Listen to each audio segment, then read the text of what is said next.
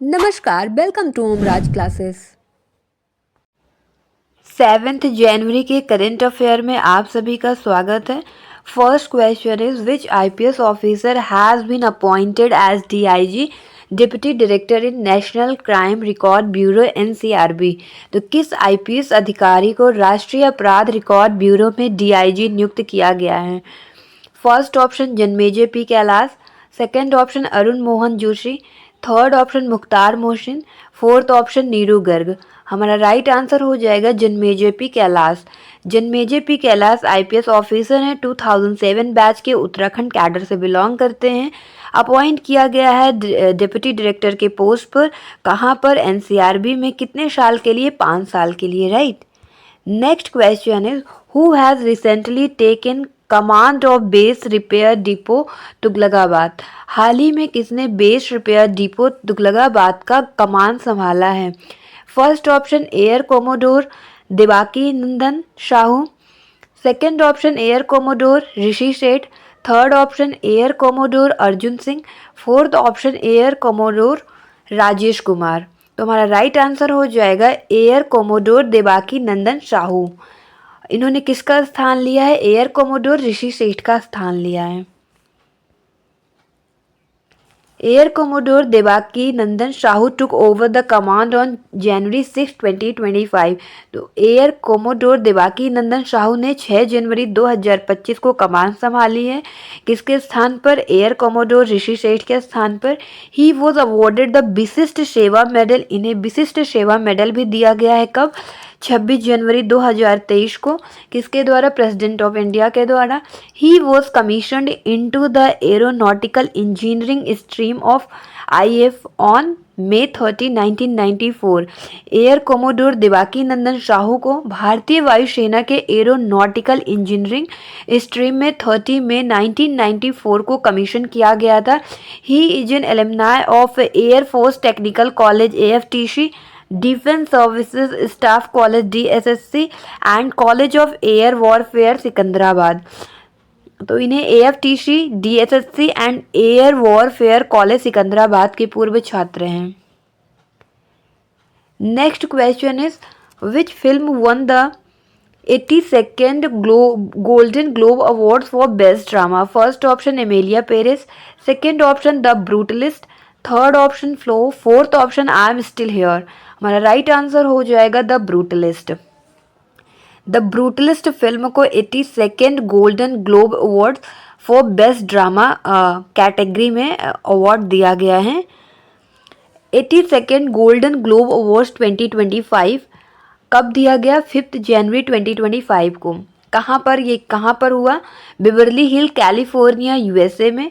Winners best drama film के लिए the brutalist को दिया गया, बेस्ट म्यूजिकल और कॉमेडी फिल्म के लिए एमेलिया पेरिस को, और best non English language film Amelia Paris को दिया गया।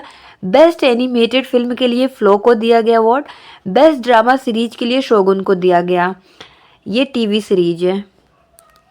बेस्ट एक्टर ड्रामा के लिए एड्रियन ब्रोडी को दिया गया द ब्रूटलिस्ट मूवी से। एंड बेस्ट एक्ट्रेस ड्रामा में फर्नांडा टोरेस को दिया गया इनकी मूवी, किस मूवी के लिए? आई am still here. Best supporting actor के लिए कीरन कल्किन को दिया गया अ रियल पेन के लिए।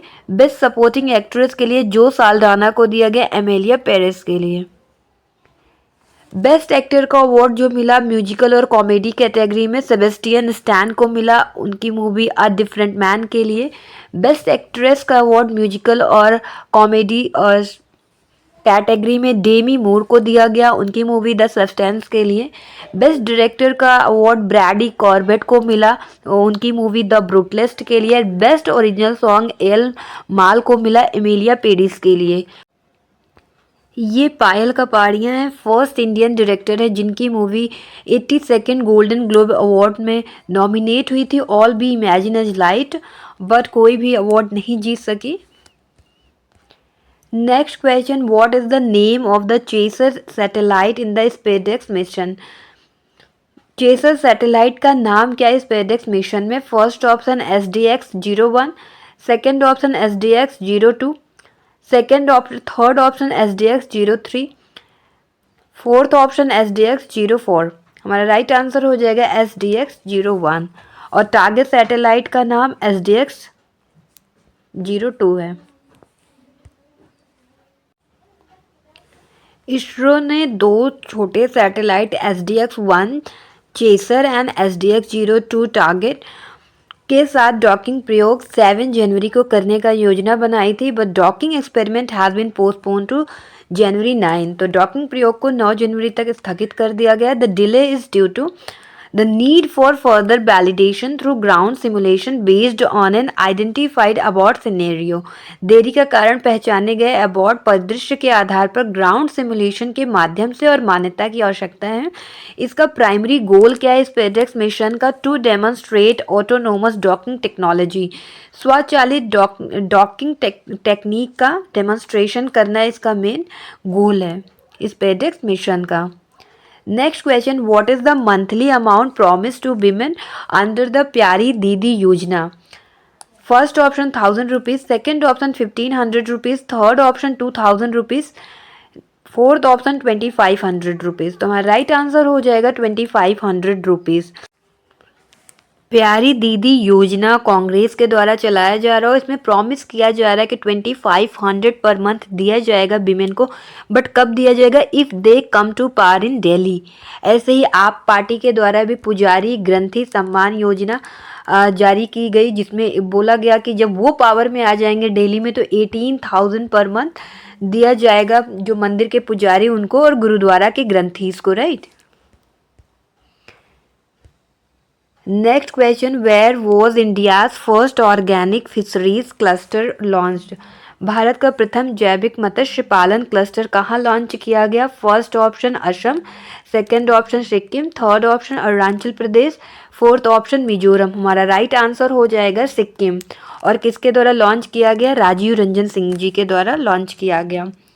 The first organic fisheries cluster was launched in Soren district of Sikkim. Sikkim के सोरेंग डिस्ट्रिक्ट में लॉन्च किया गया और नाबार्ड प्रोवाइड करेगा financial and technical assistance for the organic fisheries cluster. तो नाबार्ड जो है जैविक मत्स्य क्लस्टर के लिए वित्तीय और तकनीकी सहायता प्रदान करेगा। Union minister department of fisheries, ministry of fisheries, animal husbandry and dairying Shri Rajiv Ranjan Singh उफ लल्लन सिंह इनॉग्रेट किए एंड फाउंडेशन भी किए 15 की प्रोजेक्ट का, और जिसका मूल्य कितना है? 50 करोड़ है। किस स्कीम के अंतर्गत? प्रधानमंत्री मत्स्य संपदा योजना के अंतर्गत। यहाँ कवर करेगा ऑल नॉर्थ ईस्टर्न रीजन को, जितने भी नॉर्थ ईस्ट रीजन के स्टेट हैं सबको इंक्लूड करेगा एक्सेप्ट अरुणाचल प्रदेश एंड मिजोरम, इन दो को नहीं इंक्लूड करेगा। और कहाँ पर लॉन्च किया गया? गुवाहाटी असम में। तो केंद्रीय मत्स्य पालन, पशुपालन और डेयरी मंत्री श्री राजीव रंजन सिंह उर्फ लल्लन सिंह ने 6 जनवरी 2025 को असम के गुवाहाटी में प्रधानमंत्री मत्स्य संपदा योजना के तहत 50 करोड़ रुपए की लागत वाली 50 प्रमुख परियोजनाओं का उद्घाटन और शिलान्यास किया। Next question, on which date did Steel and Heavy Industries Minister H.D. Kumaraswamy launch PLI scheme 1.1 for the steel industry? Steel और हैवी इंडस्ट्रीज मंत्री एच.डी. कुमारस्वामी ने किस तारीख को स्टील उद्योग के लिए PLI योजना 1.1 का शुभारंभ किया है? फर्स्ट ऑप्शन 5 जनवरी 2025, सेकेंड ऑप्शन 6 जनवरी 2025, थर्ड ऑप्शन 7 जनवरी 2025, फोर्थ ऑप्शन 8 जनवरी 2025। राइट आंसर इज 6 जनवरी 2025। बी हमारा राइट आंसर होगा। Steel and heavy industries minister H D. Kumaraswamy ने लॉन्च किया है क्या? PLI scheme 1.1 public link incentive for the steel industry का 6 जनवरी 2025 को कहाँ पर? न्यू दिल्ली में।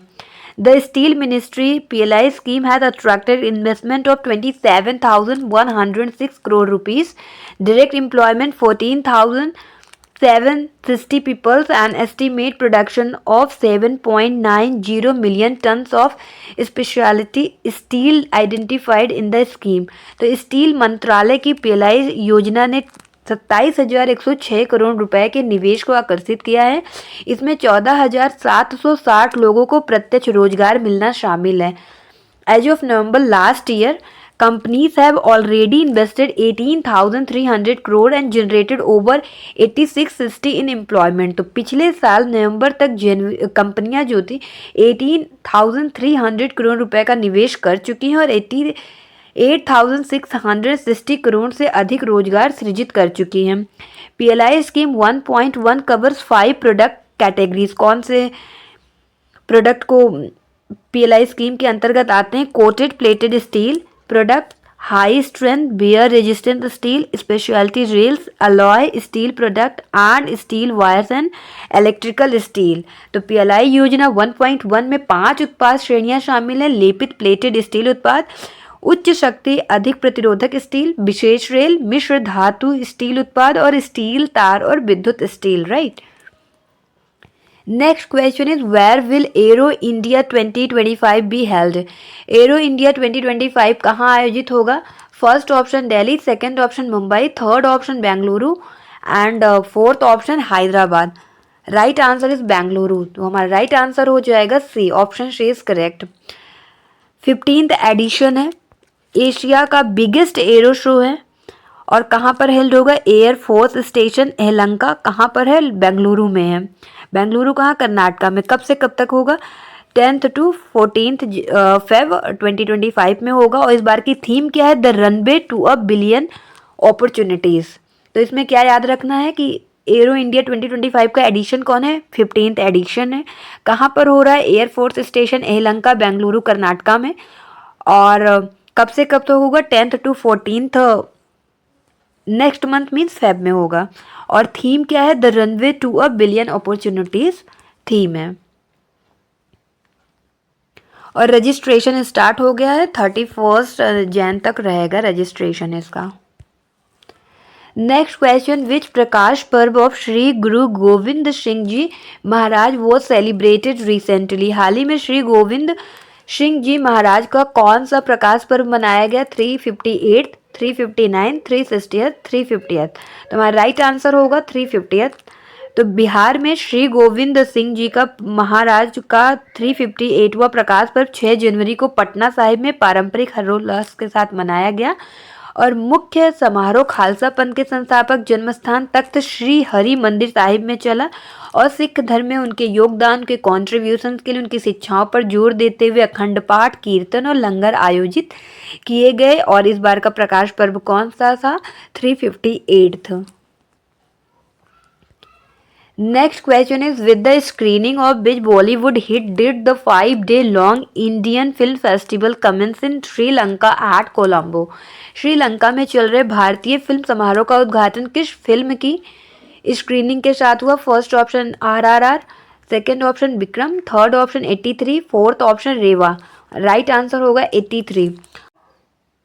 ये मूवी कोलंबो के PVR में चलाया गया था। और इंडियन फिल्म फेस्टिवल कहाँ पर हो रहा है? ध्यान में रखना है, श्रीलंका के कोलंबो में हो रहा है। और अलग अलग मैनी प्लेसेस पर भी दिखाए जाएंगे मूवीज श्रीलंका में। और ये कब से कब तक? 6 से 10 जनवरी 2025 तक होगा। और ये 5-day long Indian film festival है। और ऑर्गेनाइज किसके द्वारा किया जा रहा है? High commission of India in Colombo and its regional post in collaboration with the Swami Vivekananda cultural centre के द्वारा चलाया जा रहा है। Means high commission of India और किसके कोलैबोरेशन से? स्वामी विवेकानंद कल्चरल सेंटर के द्वारा इसको ऑर्गेनाइज किया जा रहा है। किसको ऑर्गेनाइज किया जा रहा है?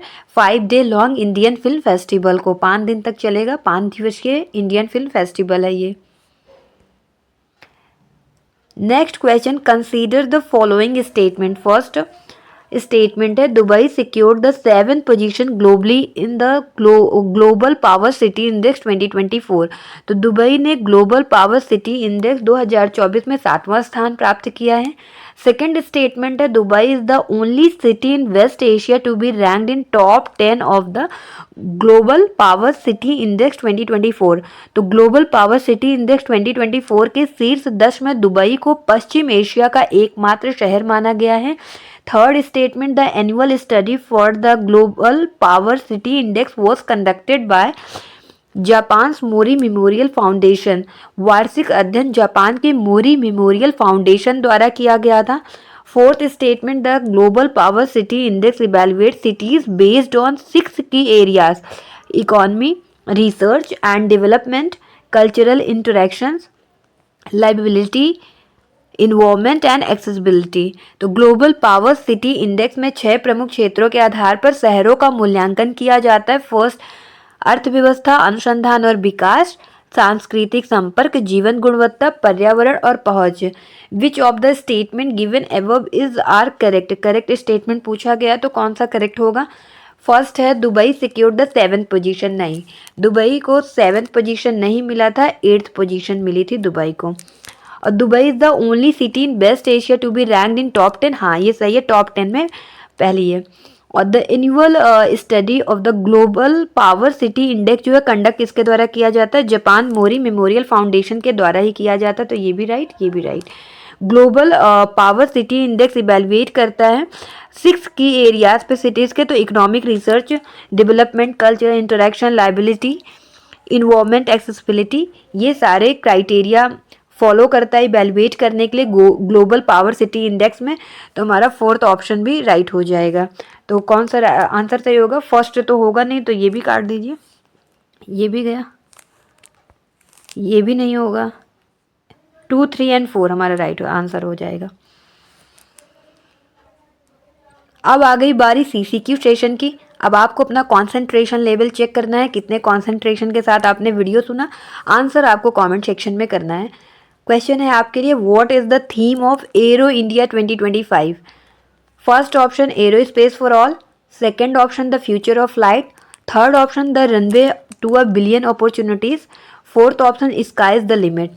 आपका राइट आंसर क्या होगा वो आपको कमेंट सेक्शन में करना है। That's all for today. Thank you so much. मिलते हैं फिर किसी न्यू सेशन के साथ। तब तक के लिए बाय बाय। Thank you. जय हिंद।